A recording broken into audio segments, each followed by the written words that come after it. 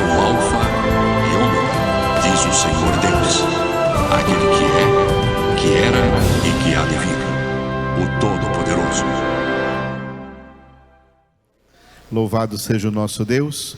Ainda de pé, vamos ler aqui, de pé mais um pouquinho só. Vamos ler Atos 19, do 23 até o 27. Esse é o texto que nós estamos aqui meditando, contemplando nessa palavra. Então leiamos juntos Atos 19, do 23 ao 27.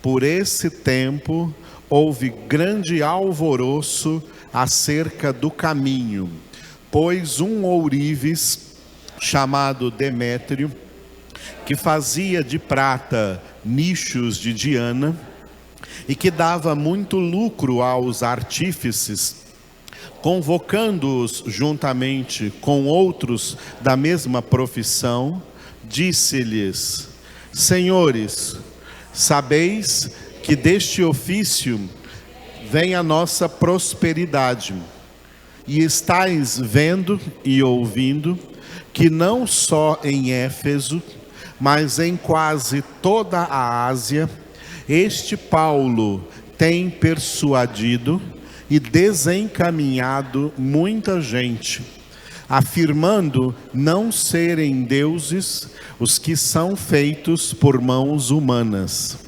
Não somente há o perigo de a nossa profissão cair em descrédito, como também o de o próprio templo da grande deusa Diana ser estimado em nada, e ser mesmo destruída a majestade daquela que toda a Ásia e o mundo adoram.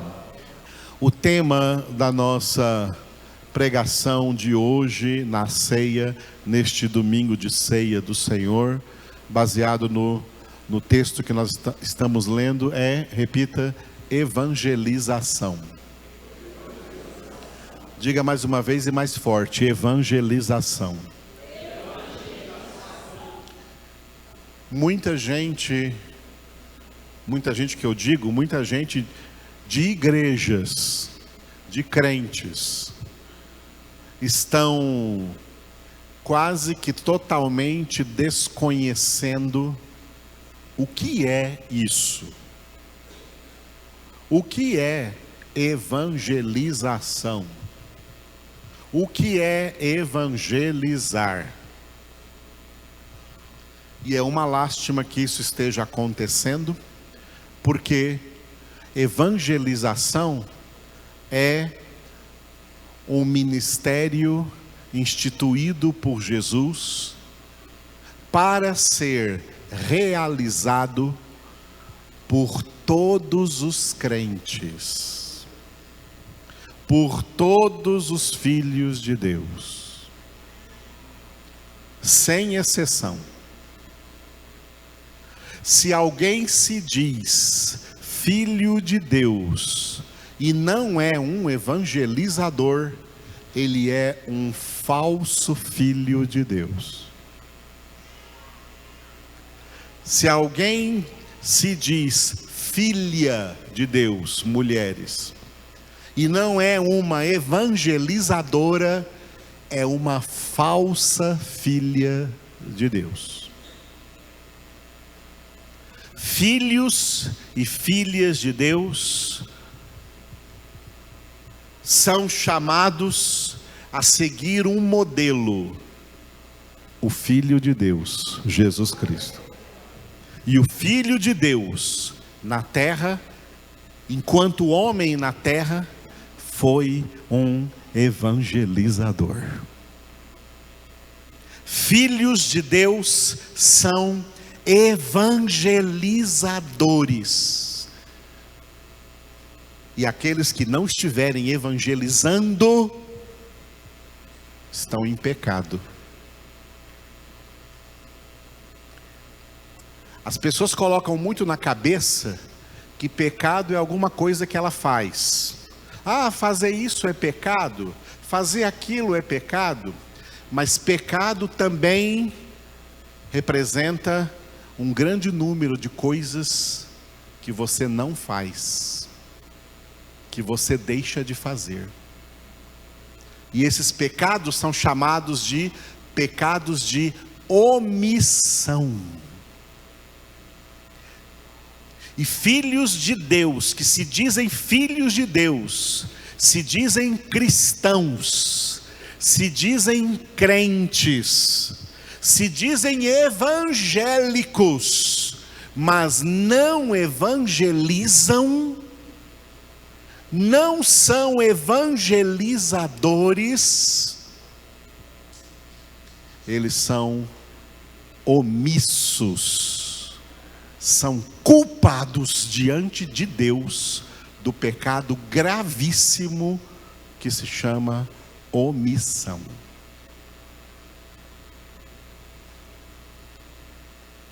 Filhos de Deus não podem se omitir. Omissão não pode existir, porque o que Deus nos deu foi, em Cristo Jesus, nos deu missão, e não omissão. Ele nos deu missão, e a nossa missão como filhos de Deus na terra é ser evangelizadores deste planeta, evangelizadores desta humanidade. Deus, não nos levantou para falar de tempo, não nos levantou para falar de esporte, não nos levantou para falar de nenhuma outra ciência, não nos levantou em Cristo Jesus na obra da salvação para ficarmos por aí falando de política, nada disso. Deus nos levantou em Cristo Jesus para falar do Evangelho. Para falar do Evangelho. Eu vou dizer de novo porque Satanás fica endemoniado quando eu digo isso. É para falar do Evangelho. Do Evangelho. Filhos de Deus não falam das coisas da terra. Filhos de Deus falam sobre as coisas lá do céu. Filhos de Deus não pregam palavras de homens, nem ideologias humanas. Filhos de Deus pregam a palavra do seu Pai. Hoje é dia do Pai. Filhos de Deus pregam o Evangelho de Deus, não outra coisa. Filhos de Deus têm a obrigação espiritual e moral de ter a sua alma, sua mente, o seu coração cheio da palavra de Deus, para que a boca fale do que o coração está cheio. Para que a boca fale da palavra de Deus. Foi para isso que o Senhor nos instituiu filhos de Deus. É por isso que fomos alcançados por tão grande salvação. Não é apenas para irmos para o céu.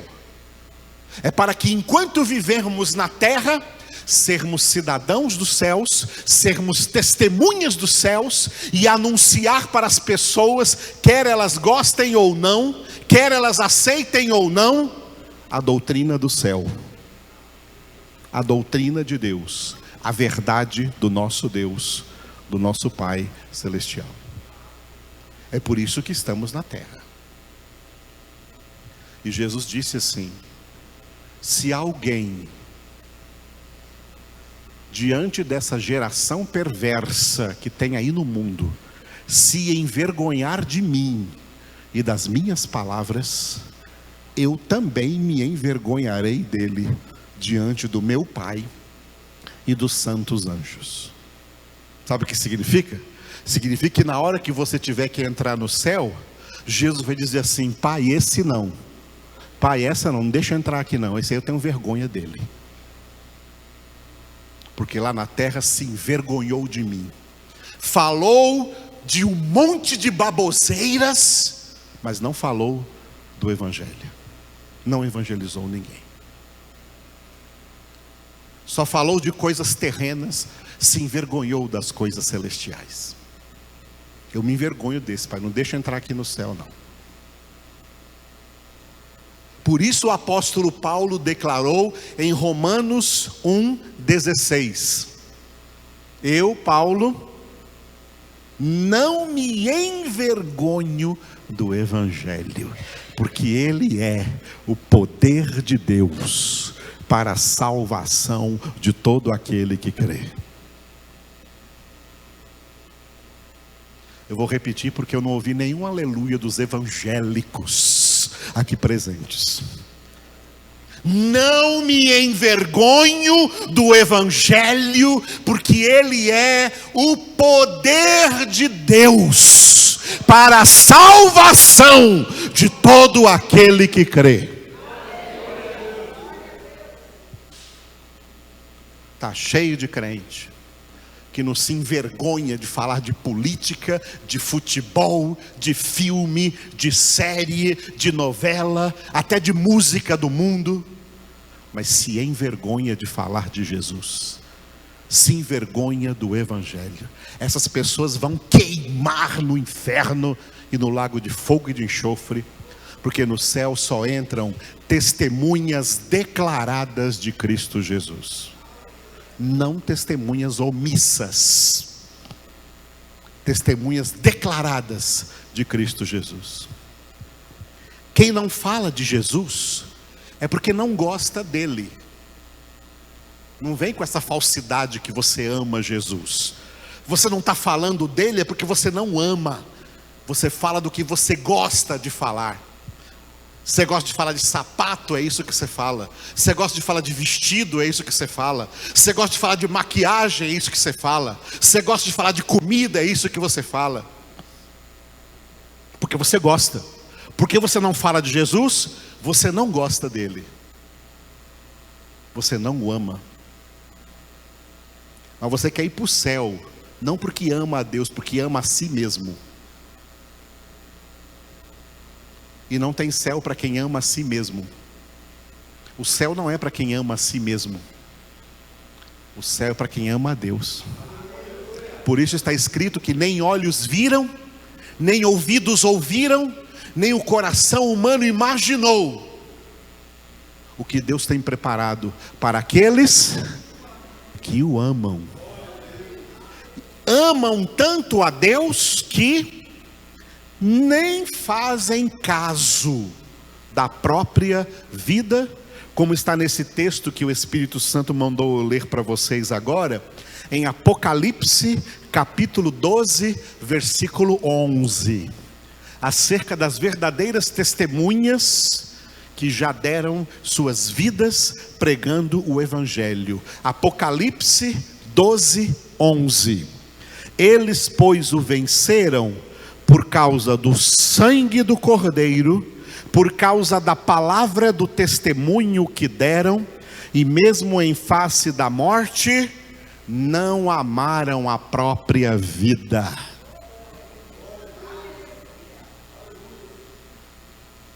Está se amando demais aí?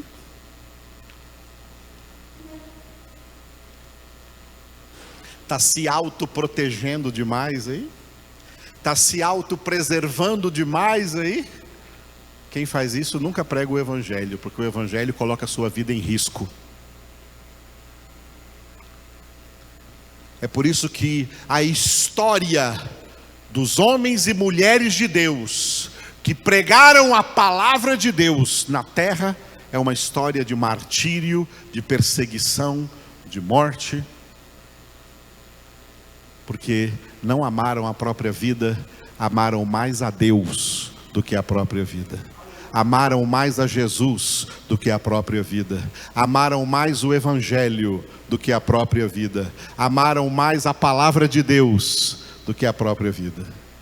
É esse tipo de evangelizador que Deus quer formar em nós. Somos evangelizadores. Aleluia. Jesus não morreu na cruz por nós, apenas para nos dar a salvação que nós não merecemos e nunca vamos merecer. Ele nos salvou para que no meio dessa terra perversa, nós sejamos suas testemunhas. Atos 1:8, recebereis poder ao descer sobre vós o Espírito Santo e sereis minhas testemunhas, tanto em Jerusalém como em toda a Judeia e Samaria e até aos confins da terra. Aonde quer que você esteja, você é alguém colocado por Deus ali, não para se omitir, mas para realizar a sua missão de pregar o Evangelho. O apóstolo Paulo, como filho de Deus, como convertido a Cristo, tinha uma consciência dessa realidade tão forte que ele escreveu na carta numa das duas cartas aos Coríntios: ai de mim se eu não pregar o Evangelho. Paulo foi inspirado ali para colocar um dos ais da Bíblia. A Bíblia tem muitos ais. Ai é expressão de dor. E um dos ais da Bíblia é este: ai de mim se eu não pregar o Evangelho. Paulo não está mais aqui. Como ele escreveu na segunda carta a Timóteo, ele, já terminou a sua carreira, guardou a fé, a sua alma está agora no paraíso, esperando receber a coroa da justiça que o Senhor justo juiz lhe dará naquele dia. Mas eu e você estamos aqui. Nós é que estamos aqui agora. Portanto, a palavra que ele disse, que se transformou em palavra de Deus, Bíblia, agora é para nós. Põe a mão sobre si mesmo, como eu pus aqui sobre mim, e diga: ai de mim se eu não pregar o Evangelho.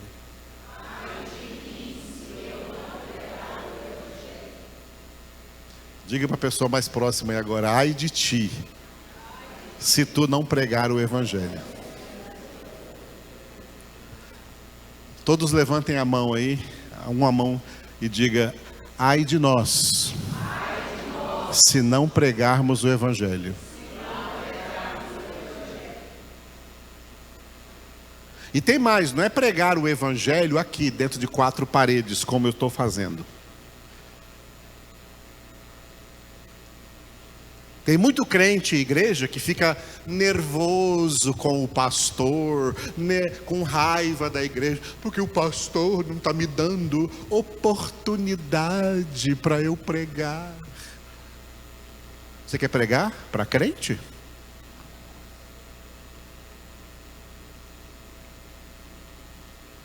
Ele mandou pregar para os descrentes. Está cheio de pastorzinho querendo fazer sucesso em igrejas. É uma coisa tão ridícula que hoje tem missionários, que tem o nome de missionários, que fica passando de igreja em igreja. Missionários pregando em igrejas. A nossa missão não é pregar em igrejas. A nossa missão é pregar no mundo, para os descrentes, olhar na cara dos descrentes e pregar para eles o Evangelho de Cristo. Essa é a oportunidade que Jesus está te dando de pregar.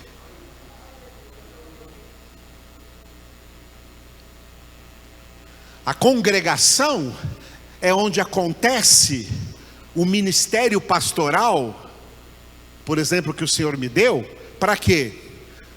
Para passar para você o conteúdo da palavra que você precisa aprender para você pregar lá fora.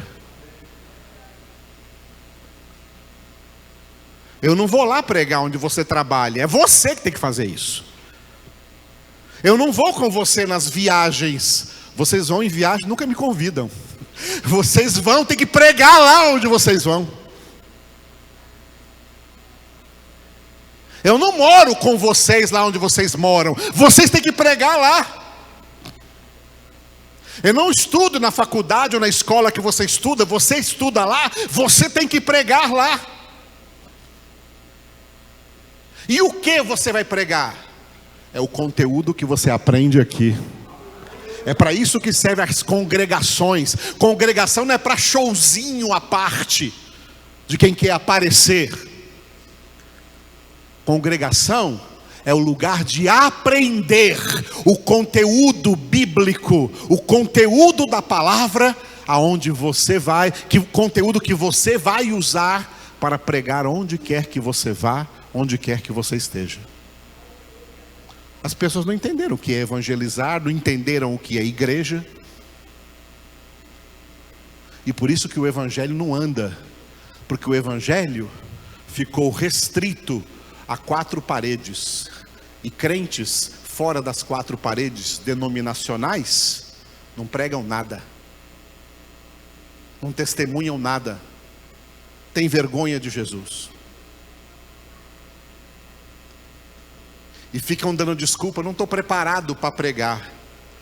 Porque toda a preparação que deveria receber, rejeita. Aqui tem seminário toda sexta-feira e muitos rejeitam. Tem palavra de profundidade em todas as congregações e muitos rejeitam. É claro que se você rejeita a palavra, você não tem conteúdo nenhum para pregar lá fora. Porque a boca só fala daquilo que o coração estiver cheio, se esse coração tiver recebido o conteúdo. Está cheio de crentes vazios do verdadeiro conteúdo. E se fosse só crentes, mas está cheio de pastores e pastoras por aí, vazios de conteúdo de Bíblia. Eu conheço muitos e sei de muitos.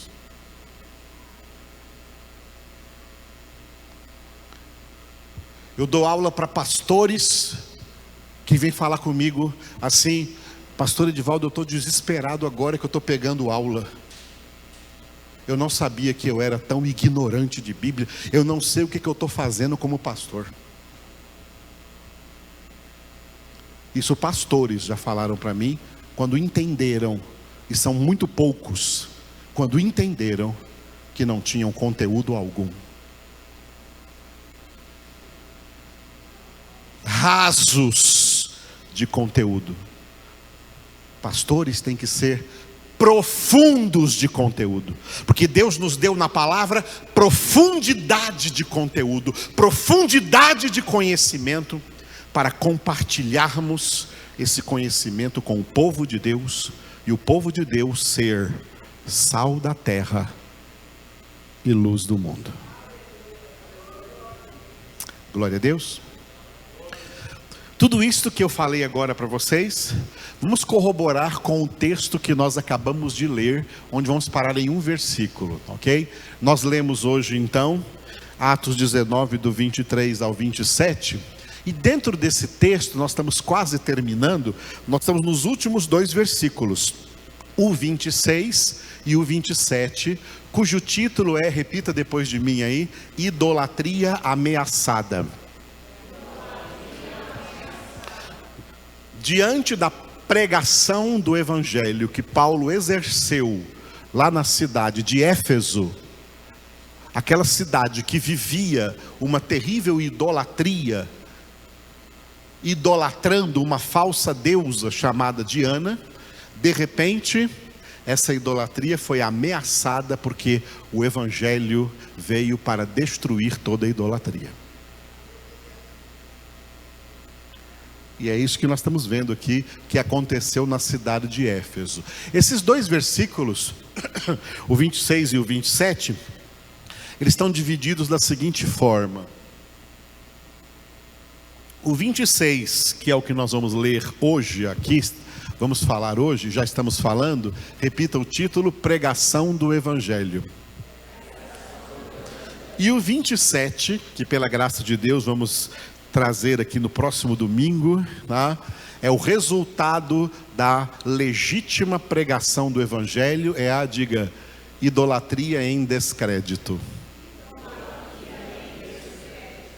Olha só uma coisa, onde o Evangelho verdadeiro é pregado, o povo deixa de crer na idolatria. A idolatria cai em descrédito. Deixa eu perguntar uma coisa para vocês. A idolatria no Brasil está em descrédito? Não, está em altíssimo crédito.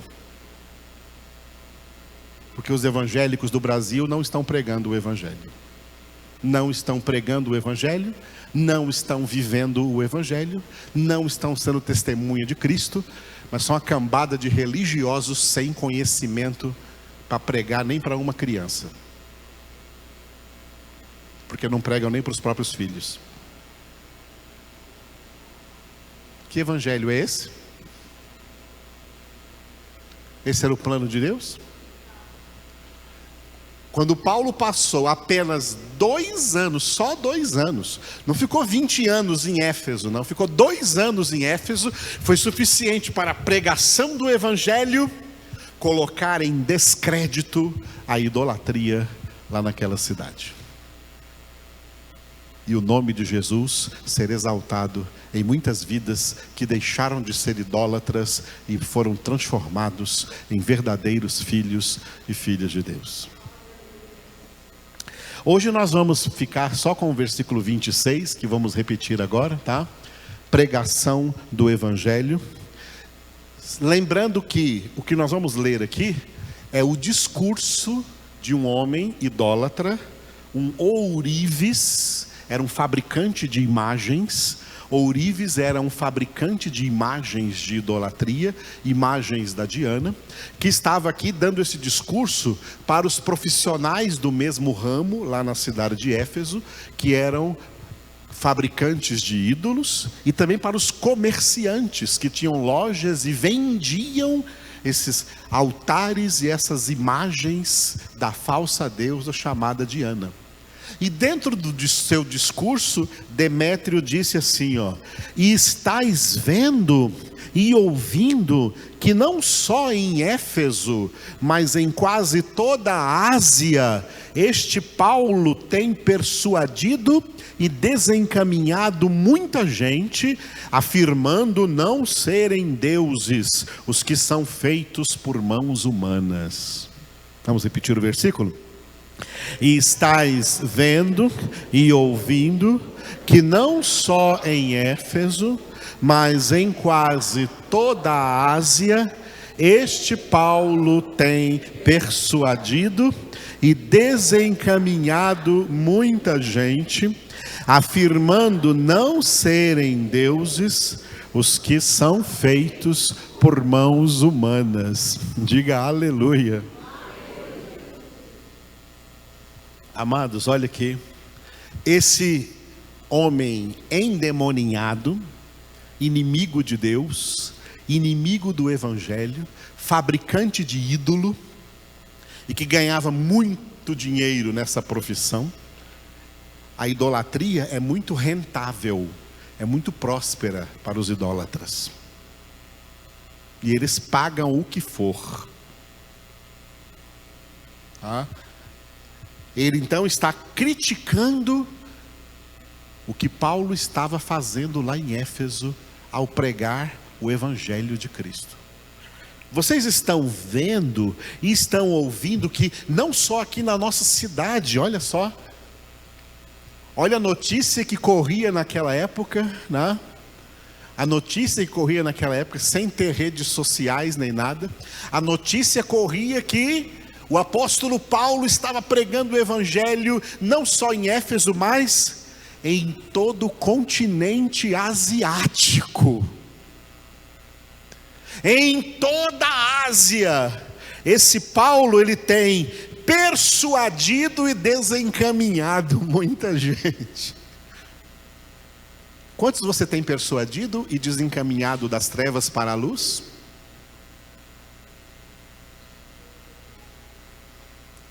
Paulo estava persuadindo e desencaminhando muita gente da idolatria, trazendo eles da idolatria, do satanismo, trazendo eles para Jesus e afirmando claramente que esses deuses feitos por mãos humanas são falsos. Que esses ídolos feitos por mãos humanas são falsos. São esses que, como a Bíblia própria declara, têm olhos e não veem, têm ouvidos e não ouvem, têm nariz, mas não respiram, têm boca, mas não falam, têm pés, mas não andam, têm mãos, mas não apalpam, não há neles nenhum fôlego de vida. E tem um monte de gente adorando essas coisas. Paulo pregou claramente. Bom, agora que eu falei com vocês, sobre a nossa missão de pregar o Evangelho, e para a qual a igreja, a congregação, é a escola onde nos preparamos, recebendo a palavra para saber o que dizer lá fora. Agora eu vou mostrar para vocês o outro lado. A pregação do Evangelho, ela sempre foi, continua sendo e cada vez vai ser mais um ato subversivo para o mundo. A pregação do verdadeiro Evangelho é inaceitável no mundo. A sociedade humana não aceita a pregação do Evangelho. Ela aceita pregações religiosas, porque as pregações religiosas não ameaçam os ídolos. As pregações religiosas não confrontam os pecadores. As pregações religiosas agradam as pessoas. A sociedade aceita esse tipo de pregação. Mas a pregação verdadeiramente evangélica, a pregação da verdade, a pregação do Evangelho, ela é tão inaceitável no mundo inteiro, que ela passa a ser, perante o mundo, um ato subversivo. Sabe o que significa isso? Que quem prega o Evangelho perante o mundo é criminoso.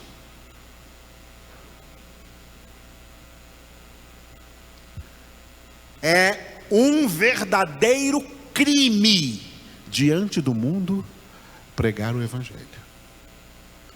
Crime passível de penalidade, crime passível de cadeia e crime passível até de morte. Pregar o Evangelho. Porque o Evangelho, ele é radical. O Evangelho é radical e o Evangelho diz claramente que pecado é pecado. Que o que não é de Deus, não é de Deus. E as pessoas têm que deixar essas coisas. As pessoas a quem nós pregamos o Evangelho têm que deixar essas coisas.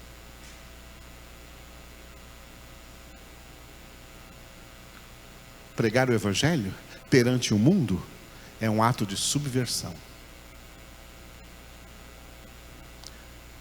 Hoje existem leis que vão se constituindo no mundo, em todas as nações da terra, contra a pregação do Evangelho de Cristo.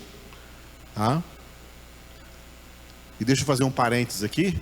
Pregação contra o Evangelho de Cristo, pregação contra pregadores, não é quando esses pregadores pregam política, porque os pregadores que pregam política não estão pregando o Evangelho, isso não é Evangelho. O Evangelho é aquele que Jesus disse: o meu reino é o Evangelho do reino, e o meu reino não é deste mundo. Então, quando você vê pastor perseguido por causa de política, porque pregou, foi contra um candidato a favor do outro, blá blá blá blá blá blá blá blá blá, isso não é perseguição ao evangelho, não é perseguição à igreja, não, isso é perseguição ao burro, com perdão da palavra, que não pregou o que deveria estar pregando, traiu o evangelho de Cristo para pregar abobrinha.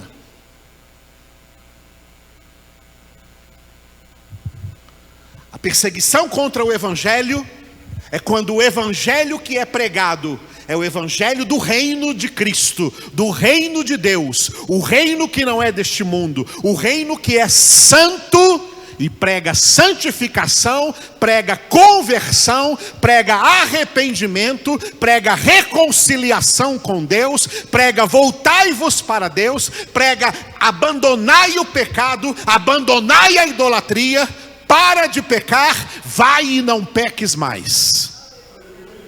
Esse é o evangelho. Esses falsos pastores para esse evangelho eles não pregam. Esse é o verdadeiro evangelho, que perante o mundo é subversivo. E aí as nações do mundo, como eu estou falando, cada tempo que vai passando, elas se armam mais contra o evangelho, porque isso está lá já no Salmo 2. Os governantes, os príncipes das nações, os chefes das nações e os seus súditos, os seus governados, se levantam, as nações se levantam contra o Senhor e contra o seu ungido. O mundo se levanta contra a palavra. As nações se levantam contra a palavra. O Brasil se levanta contra a palavra. Não importa qual é o governo, todos os governos representam um sistema contrário ao evangelho, contrário à palavra. E quem é de Deus não se engana com gente querendo usar o nome de Deus para política. Quem está fazendo isso está pecando, tomando o nome de Deus em vão. E o terceiro dos 10 mandamentos é que Deus não terá por inocente quem tomar o seu santo nome em vão. O nome de Deus não é para ser pregado para política. O nome de Deus é para ser pregado para salvação, para conversão, para mudança de vida radical. Porque o evangelho é radical, a palavra de Deus é radical.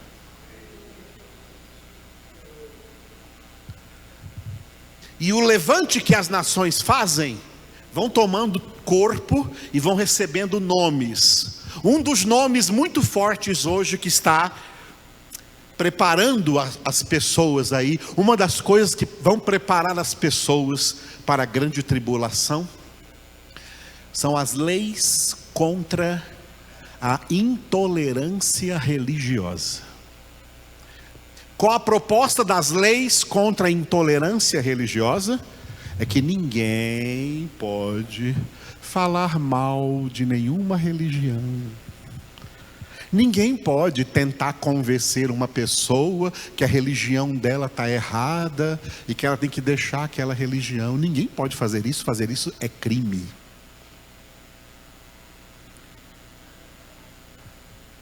O evangelho de Jesus Cristo não tem nada de tolerância religiosa. Nós somos evangelizadores e o evangelho que nós temos que pregar não é tolerante a nenhuma religião. O evangelho que nós temos que pregar é dizer para as pessoas: larga essa religião, porque ela está te levando para o inferno e não para o céu. E vem para Jesus. Esse é o evangelho que temos que pregar. Por isso, perante o mundo, o evangelho é subversivo. Aqui no Brasil, muitos missionários, por exemplo, os missionários da agência missionária chamada Novas Tribos, andaram pregando o evangelho para todos os indígenas da nação brasileira, que ainda são muitos. Hoje estão proibidos, porque ninguém mais pode chegar lá na tribo indígena dizendo que eles não têm Deus e querer anunciar para eles um Deus que não era o Deus deles, porque eles têm o Deus deles e todo mundo tem que respeitar os deuses deles e as crenças deles e não impor sobre eles nenhuma nova crença. Estão vendo como é que é? O Evangelho de Cristo não é aceito no mundo. E é por isso que pregadores do verdadeiro Evangelho serão odiados, perseguidos no mundo. E tem duas palavras que Jesus disse para nós. Tá? Tem duas palavras que Jesus disse para nós. Ele disse assim, a primeira: você gosta das promessas de Jesus? Firme nas promessas? Uma das promessas de Jesus é essa aqui: receba uma promessa de Jesus, só que você não vai achar ela na caixinha de promessa. Uma das promessas de Jesus é aos seus discípulos: sereis odiados de todos por causa do meu nome. Jesus prometeu isso, irmão. Sereis odiados. Você pensa que vai pregar o Evangelho e ser amado por isso? Quem está sendo amado por pregar o Evangelho é porque está pregando um Evangelho falso, um Evangelho religioso, um Evangelho sopinha de minhoca. Sabe o que é sopinha de minhoca? Moleza. Não confronta, só agrada. Paulo disse em Gálatas 1:10: se eu agradar a homens, eu não sou servo de Cristo. Jesus disse: sereis odiados de todos por causa do meu nome. Segunda promessa que Jesus fez, olha, também essa aqui agora é uma promessa de Jesus: eu vos enviarei como ovelhas para o meio de lobos. Oh Jesus, que isso, que maldade. Essa é promessa de Jesus: eu vos enviarei como ovelhas para o meio de lobos. O que acontece com a ovelha no meio dos lobos? Ela convence o lobo a ser ovelha?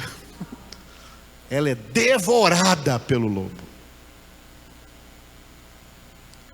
Vos envio como ovelhas para o meio de lobos.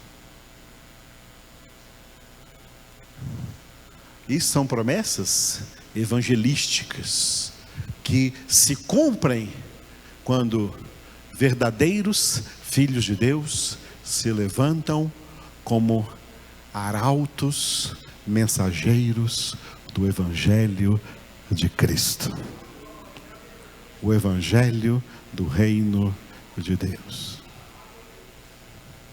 Aleluia. Então você percebeu que para isso precisa de preparação? A preparação é aqui, ó, na palavra. Eu trabalho para dar a todos vocês preparação na palavra.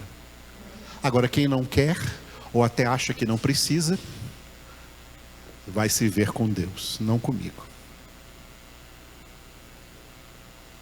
O meu papel de ensinar e transmitir todo o conteúdo da palavra, Deus é testemunha de que eu trabalho com afinco para realizar, por amor de vocês, para o bem de vocês.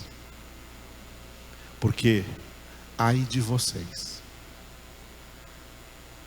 se não pregarem o Evangelho.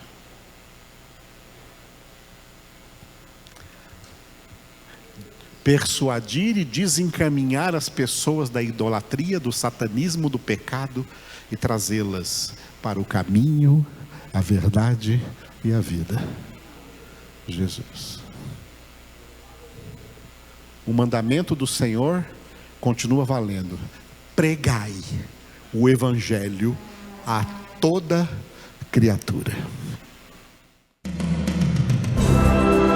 Eu sou o Alfa e Ômega, diz o Senhor Deus, aquele que é, que era e que há de vir, o Todo-Poderoso.